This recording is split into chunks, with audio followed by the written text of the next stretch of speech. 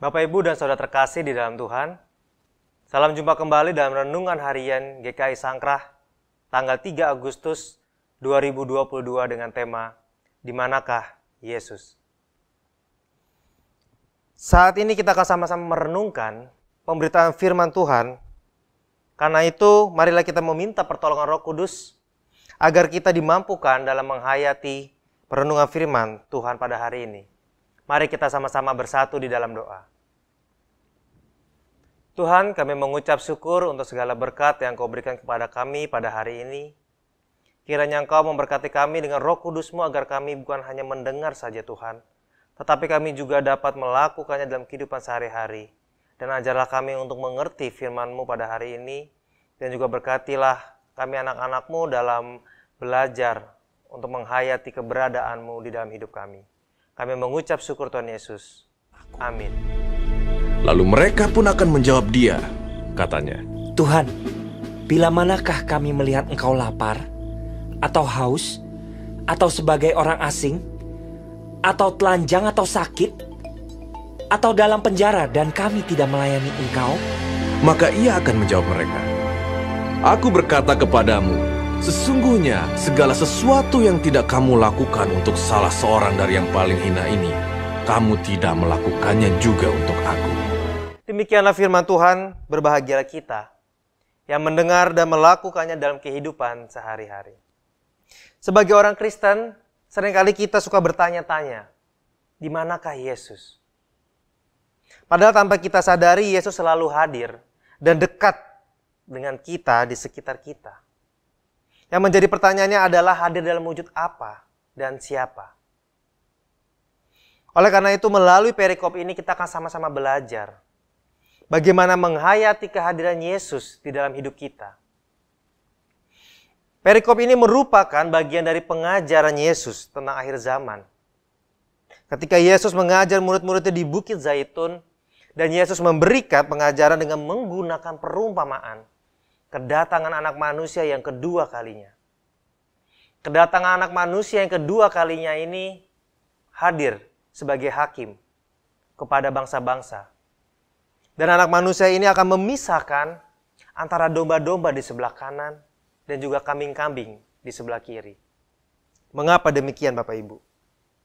Sebab domba-domba di sebelah kanan digambarkan sebagai orang-orang yang benar. Orang-orang yang diberkati oleh Allah. Sedangkan kambing-kambing yang di sebelah kiri digambarkan sebagai orang-orang yang terkutuk. Sebab domba-domba tersebut telah melakukan sesuatu yang benar di hadapan Allah. Dikatakan dalam ayat 35-36, sebab ketika aku lapar, kamu memberi aku makan. Ketika aku haus, kamu memberi aku minum. Ketika aku seorang asing, kamu memberi aku tumpangan. Ketika aku telanjang, kamu memberi aku pakaian. Ketika aku sakit, kamu melawat aku. Dan ketika aku di dalam penjara, kamu mengunjungi aku. Menurut tafsiran lain Bapak Ibu, perikop ini merupakan salah satu perumpamaan yang paling hidup yang pernah Yesus katakan. Karena Allah menghakimi manusia berdasarkan reaksi kita dengan menolong orang lain, memberikan pertolongan kepada sesama kita. Bukan bergantung pada apa yang kita miliki, seperti pengetahuan, kemasyuran, dan juga berapa banyak harta benda yang kita miliki.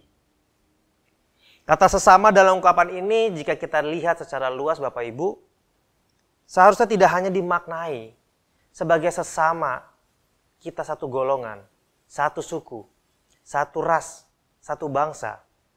Tetapi kata sesama ini dimaksudkan untuk sesama kita yang membutuhkan, bahkan yang paling hina sekalipun. Oleh karena itu dalam perikop ini Yesus mengidentifikasikan dirinya sebagai orang yang paling hina. Dan kata hina ini jika melihat bahasa aslinya Bapak Ibu, itu bisa berarti yang paling kecil, paling rendah. Bahkan bisa dikatakan lebih rendah di antara yang paling rendah.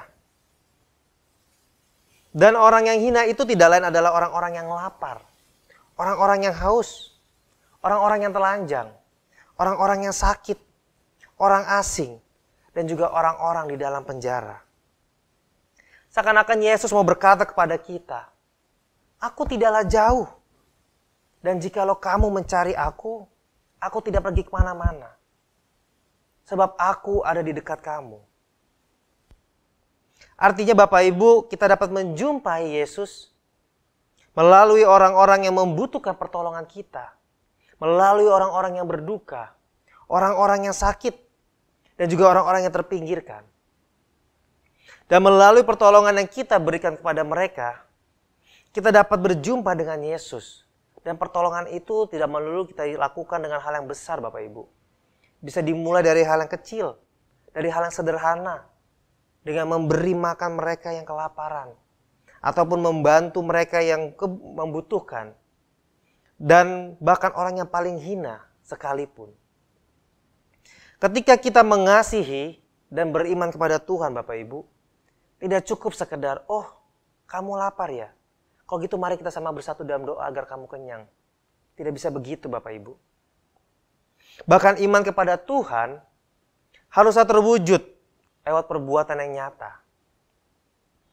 Dan orang-orang yang terpinggirkan ini adalah orang-orang yang ketika kita melakukan sesuatu kepada mereka, mungkin mereka hanya bisa membalas kita dengan sebuah ucapan terima kasih. Sehingga berbeda Bapak Ibu jika kita melakukan untuk orang-orang yang kaya, orang-orang yang berkecukupan.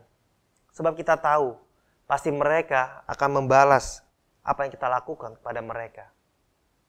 Tetapi di sini Yesus mau menekankan kepada kita bahwa ketika kita melakukan ini semua kepada mereka, orang yang paling hina itu sama halnya ketika kita melakukannya untuk Tuhan.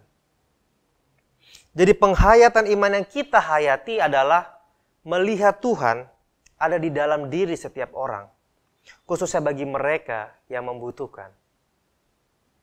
Bapak, Ibu, dan Saudara terkasih di dalam Tuhan, ada sebuah lukisan dengan tema Jesus in the Breadline. Dari lukisan ini kita dapat melihat bahwa dalam barisan orang-orang yang meminta roti atau orang-orang yang sedang mengantri untuk meminta roti, ada Yesus yang hadir di tengah-tengah mereka juga untuk datang untuk meminta roti. Dan itu apa artinya Bapak Ibu? Bahwa Yesus pun juga hadir bersama orang-orang yang terpinggirkan.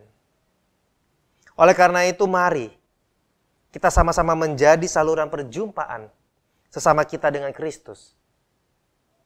Agar mereka dan kita dapat menghadirkan atau merasakan kehadiran Kristus di tengah-tengah mereka.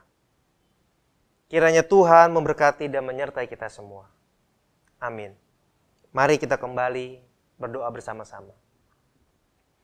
Tuhan, kami mengucap syukur untuk firman yang Kau berikan kepada kami anak-anak-Mu pada hari ini.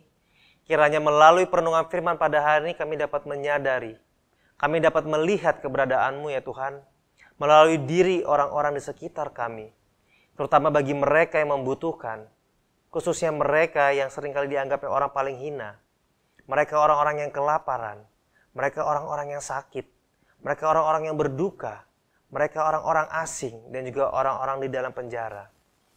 Kiranya kami semua dapat sadar dan juga kami dapat menyalurkan berkat, bukan untuk kami sendiri saja, tetapi juga untuk sesama kami. Dengan begitu kami juga melakukannya itu hanya untuk Engkau saja ya Tuhan. Kami mengucap syukur Tuhan Yesus. Amin.